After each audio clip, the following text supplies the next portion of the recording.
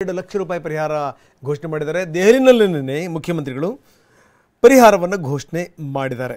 ಮೃತರ ಕುಟುಂಬಕ್ಕೆ ತಲಾ 2 ಲಕ್ಷ ರೂಪಾಯಿ ಪರಿಹಾರ. ಹೊಡೆದ್ಬಿಟ್ಟು ಹಾವೇರಿಯಲ್ಲಿ ಅಪಘಾತ ಆಗಿದೆ, ಭೀಕರ ಅಪಘಾತ ಆಗಿದೆ. ಪರಿಹಾರ ಏನಾದ್ರು ಘೋಷಣೆ ಮಾಡ್ತೀರಾ ಸರ್? 13 ಮಂದಿ ನಾನು ಈಗ ತಾನೇ ಗೊತ್ತಾಯ್ತು, ನನಗೆ ಇಂಟೆಲಿಜೆನ್ಸ್ನವ್ರು ಫೋನ್ ಮಾಡಿದ್ರು. 13 ಜನ ಸತ್ತಿದ್ದಾರೆ ಪಾಪ. ನಿಂತಿರೋ ಲಾರಿಗೆ ಹೊಡೆದ್ಬಿಟ್ಟು 13 ಜನ ಕೆಂಪೋ ಏನೋ ಗಾಡಿ ಅದು ಸತ್ತೋಗಿದ್ದಾರೆ. ಮಕ್ಕಳು ಕೂಡ ಸತ್ತೋಗಿದ್ದಾವೆ. ಅವ್ರಿಗೆಲ್ರಿಗೂ ಕೂಡ ಯಾರ್ಯಾರು ಅಪಘಾತದಿಂದ ಸತ್ತಿದ್ದಾರೆ ಎಲ್ರಿಗೂ ತಲಾ 2 ಲಕ್ಷ ರೂಪಾಯಿ ಕೊಡ್ತೀವಿ.